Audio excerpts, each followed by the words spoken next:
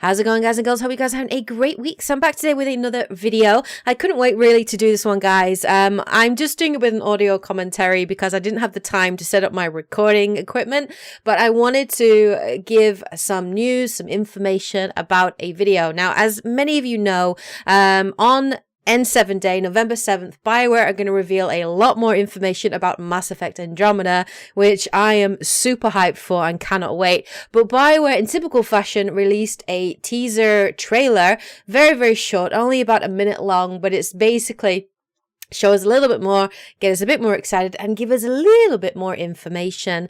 And yeah, that's playing in the background, sort of in the footage behind you. I'm going to keep that footage sort of rotating and streaming in the background. But I want to talk a little bit about what we learned from the teaser trailer, what it showed us, and also some of my speculations about Andromeda. So let's start off by talking about it. Well, it's set on the actually in our system, in the Milky Way galaxy, and we start off with the main character that we can see, which is the character with the N7 armor that we saw at the very first teaser trailer at E3 last year.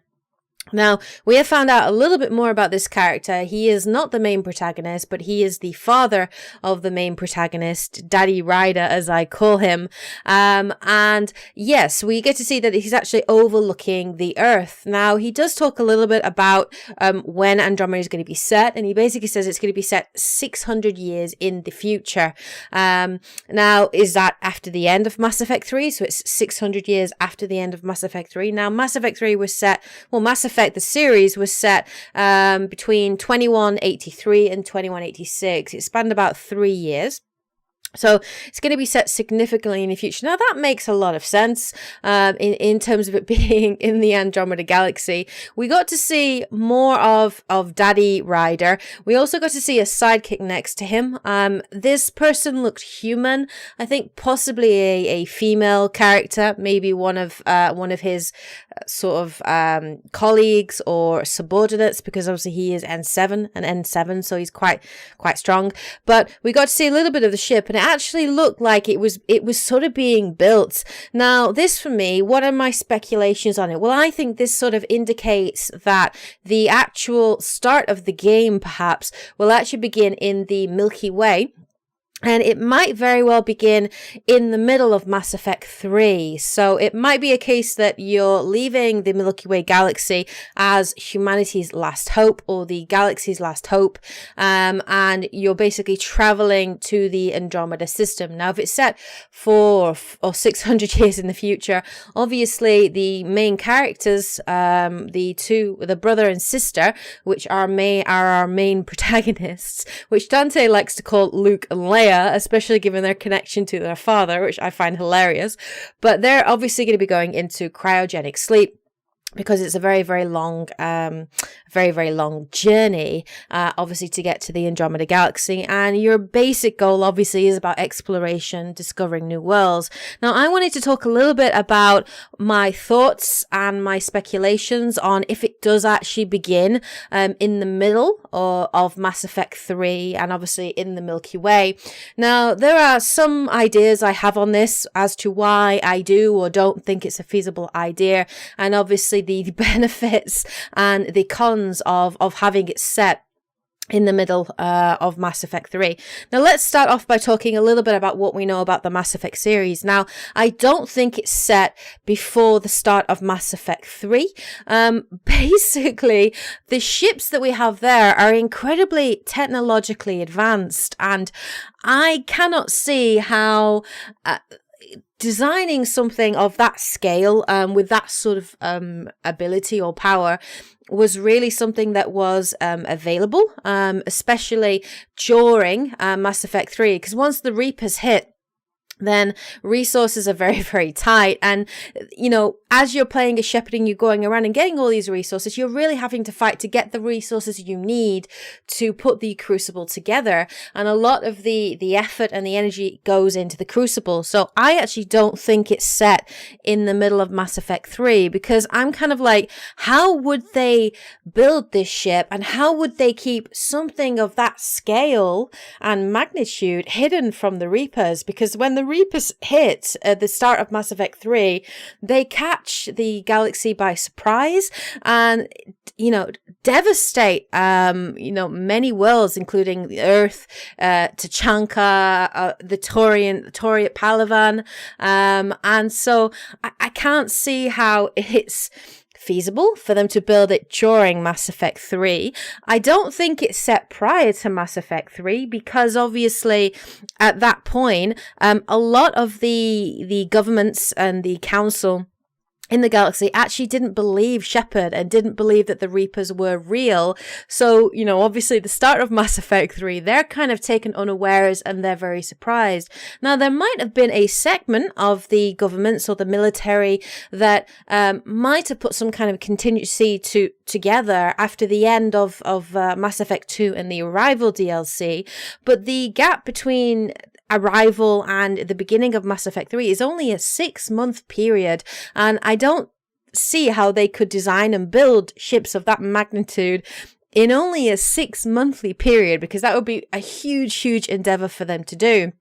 So from a story standpoint, it does of course make a lot of sense for it to be set during the Reaper War, during Mass Effect 3, especially as well if we take together the teaser trailer where we had the lovely Jennifer Hale voicing over the top of that. And, she was kind of giving a speech, and it could have been a speech that was aimed at Daddy Ryder and the people on board those ships, that they are the last hope, explorers going out to a new galaxy to preserve the races of the Milky Way galaxy. Now, obviously, it does link into that trailer, and it would make a lot of sense from a story standpoint for that to happen. But I don't see how it's feasible for them to build something of that magnitude. As well, the Earth that we see in this teaser trailer behind you, it doesn't look devastated by war. It looks very, very peaceful. It looks very, very calm. And so it's very interesting. Now, obviously, if it's set during Mass Effect 3, there are some pros and cons to that if it begins in that way. Now, from the writer's standpoint, if it is set during Mass Effect 3 and these characters leave in the middle of that war, then whatever the endings were, the red, green or blue ending that we had, the developers can pretty much just ignore those endings and the lore and what happened there, because these characters in Andromeda will have no idea on what happened. They'll have no idea that Shepard won the war. They'll have no idea what happened to the Reapers, to the different races. So it will be a very clean break for them. And, for Bioware, that might be a good thing to do. It might be a clever idea for them to do that, because obviously they might want to distance themselves from that very controversial ending as much as possible. So yes, maybe it's a good idea for them. For me as a fan, I like the idea of it, but it also is a little sad for me because it means that if they do leave in the middle of Mass Effect 3, then that pretty much guarantees that we will definitely not see any sort of cameos or appearances from certain characters that have long lifespans. For example, Liara to Sony or Rex. We will not be able to see them. I was even holding on the hope that some of the aliens that might be on the ship might be like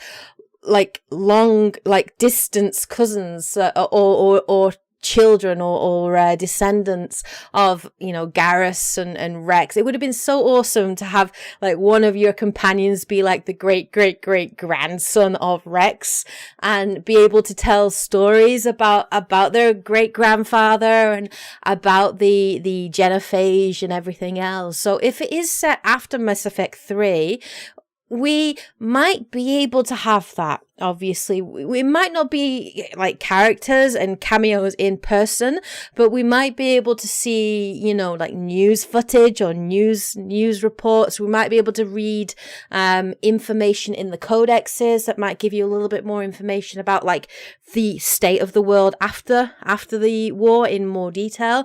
And I'm really hoping for that. I would love that, because it would give a little bit of closure on the end of Mass Effect 3, more than what we got. and more obviously of what I wanted, and then obviously move on to the new generation.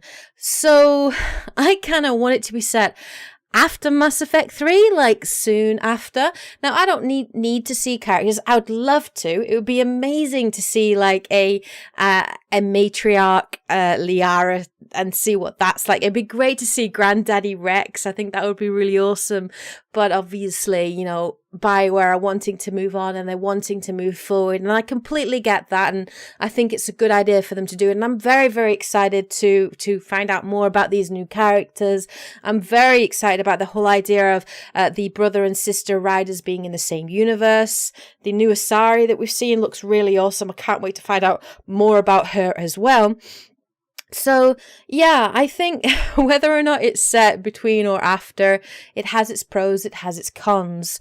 But yeah, those are my general impressions. I guess we'll have to wait to see to find out what's going on. But like Dante and I were just having a bit of a conversation and we just got away on this. And these were kind of our speculations and what we were talking about. So I wanted to share it with you guys. Now, there have been some more speculations about the release date for the game. There was actually some leaked kind of information on the art book that actually showed the release date as being the 21st of March. And a lot of people were speculating that, well, the game will come out at the same time as the art book because that would make sense because they wouldn't want people to be spoiled.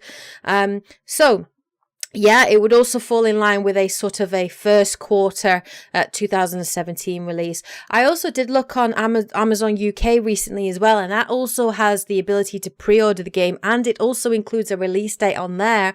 And on the Amazon UK website, it does say that the release date of Mass Effect Andromeda is going to be the 31st of March. So that's also really interesting. So I don't know which one to believe. I'm more likely to believe Amazon, but obviously that could change. What I do think we will find out at on N7Day, I think we will definitely find a release date. We'll find out more information probably on the different collector's editions and limited editions that are available, and people will finally be able to start to pre-order those most likely. And I'm hoping we'll learn a little bit more about the different characters in Mass Effect Andromeda and see a little bit more gameplay, particularly focusing on things like exploration and combat.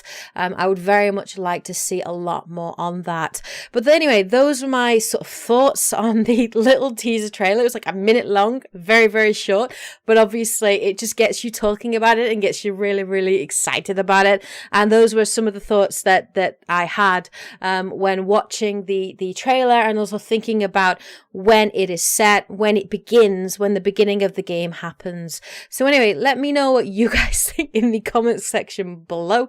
What do you guys think of my speculations and my thoughts on it? Let me know below. If you enjoyed this video, of course, please hit the like button as always to show your support. If it's the first time that you've seen a video on my channel and you liked it and enjoyed it and like to see more, please go ahead and subscribe. All right, guys and girls, well, I will be back. Definitely, I will be back on N7Day with more thoughts, impressions. I also have a Mass Effect video planned to upload on that day as well. So please look forward to that. Anyway, guys and girls, take care. And as always, happy gaming. Yeah.